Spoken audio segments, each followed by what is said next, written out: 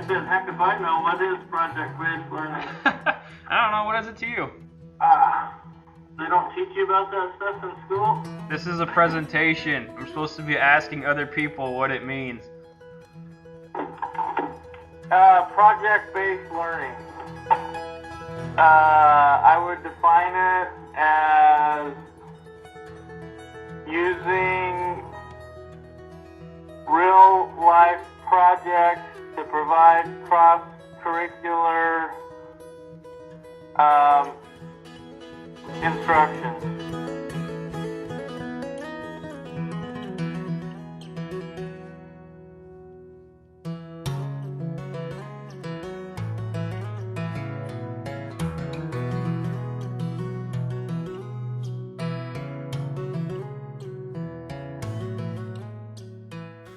Yeah, I think what ultimately has to come across is that you want to basically engage students and make them feel like you're working for them to make them better people, and that this stuff is important for their development. They may not believe it, but the longer you continue to do that and promote that concept, eventually they come around to believing it.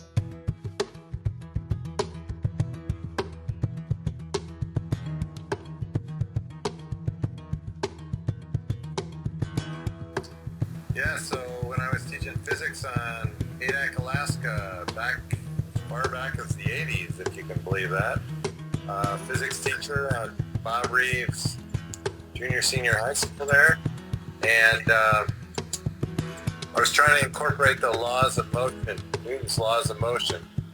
And so I basically had the kids involved in high-speed photography, where we used Vivitar flashes to stop fast projection objects because it would flash at 1/10,000th of a second.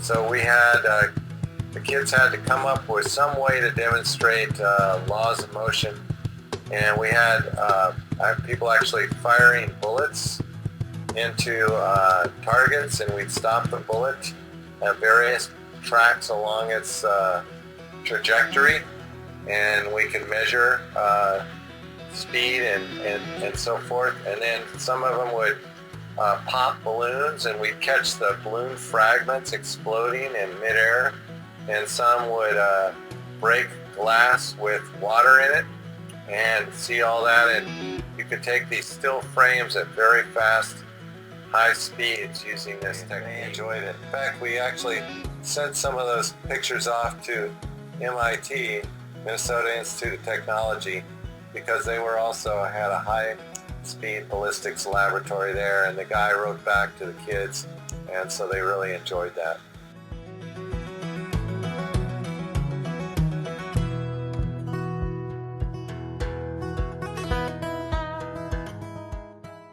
We created a distance compensating bow sight.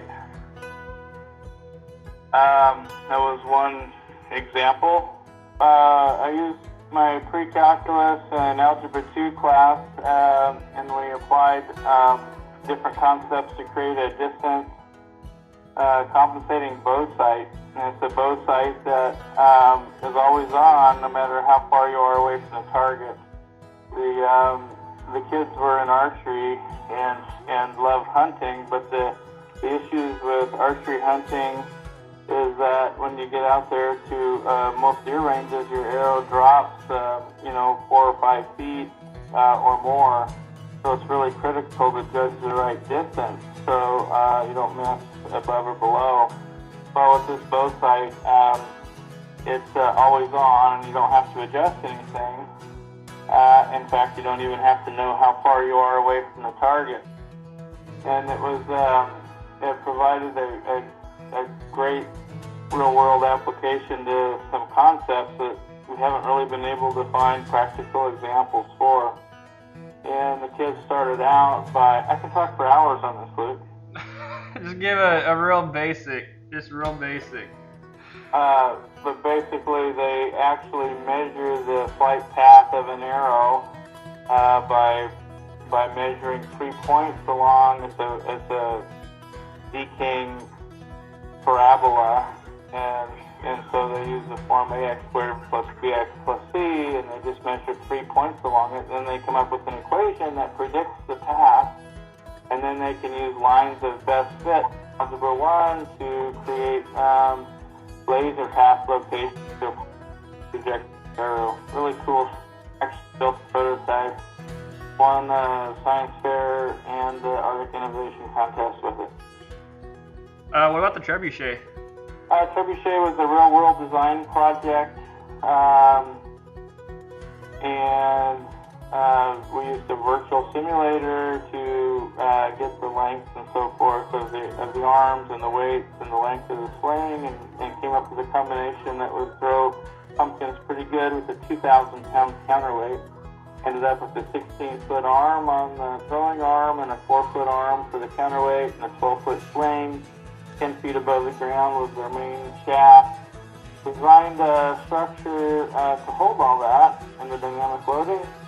Actually built it, so it's kind of cross-curricular between just lots and different things, math and welding and woodworking. And anyway, we built it in time to launch pumpkins for Halloween, and then watermelons again in the spring. And it throws them all around 600 feet in the air. So count us off, Will. Okay. 3, 2, 1, fire!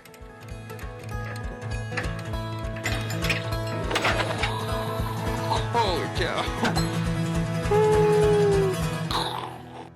As well as, they're cool projects. They had confidence. They got lots of accolades from their peers and adults and others in the community. And it's something that they did. They built it. So pretty cool.